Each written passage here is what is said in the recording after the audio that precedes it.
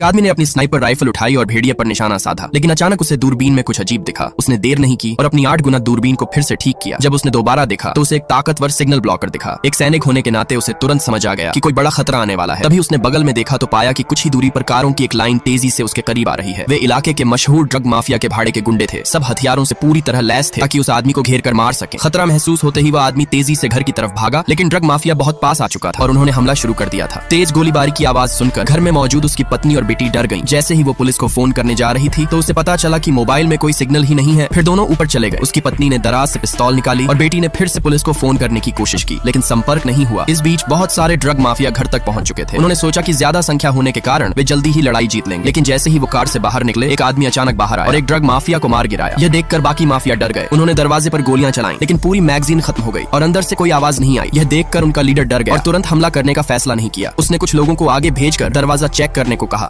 आदमी ने अपनी स्नाइपर राइफल उठाई और भेड़िए पर निशाना साधा, लेकिन अचानक उसे दूरबीन में कुछ अजीब दिखा। उसने देर नहीं की और अपनी 8 गुना दूरबीन को फिर से ठीक किया। जब उसने दोबारा देखा तो उसे एक ताकतवर सिग्नल ब्लॉकर दिखा। एक सैनिक होने के नाते उसे तुरंत समझ आ गया कि कोई बड़ा खतरा आने वाला है। तभी उसने बगल में देखा तो पाया कि कुछ ही दूरी पर कारों की एक लाइन तेजी से उसके करीब आ रही है। वे इलाके के मशहूर ड्रग माफिया के भाड़े के गुंडे थे। सब हथियारों से पूरी तरह लैस थे ताकि उस आदमी को घेर कर मार सके। खतरा महसूस होते ही वह आदमी तेजी से घर की तरफ भागा, लेकिन ड्रग माफिया बहुत पास आ चुका था और उन्होंने हमला शुरू कर दिया था। तेज गोलीबारी की आवाज सुनकर घर में मौजूद उसकी पत्नी और बेटी डर गईं। जैसे ही वो पुलिस को फोन करने जा रही थी तो उसे पता चला कि मोबाइल में कोई सिग्नल ही नहीं है। फिर दोनों ऊपर चले गए। उसकी पत्नी ने दराज से पिस्तौल निकाली और बेटी ने फिर से पुलिस को फोन करने की कोशिश की, लेकिन संपर्क नहीं हुआ। इस बीच बहुत सारे ड्रग माफिया घर तक पहुंच चुके थे। उन्होंने सोचा कि ज्यादा संख्या होने के कारण वे जल्दी ही लड़ाई जीत लेंगे, लेकिन जैसे ही वो कार से बाहर निकले एक आदमी अचानक बाहर आया और एक ड्रग माफिया को मार गिराया। यह देखकर बाकी माफिया डर गए। उन्होंने दरवाजे पर गोलियां चलाई, लेकिन पूरी मैगजीन खत्म हो गई और अंदर से कोई आवाज नहीं आई। यह देखकर उनका लीडर डर गया और तुरंत हमला करने का फैसला नहीं किया। उसने कुछ लोगों को आगे भेजकर दरवाजा चेक करने को कहा।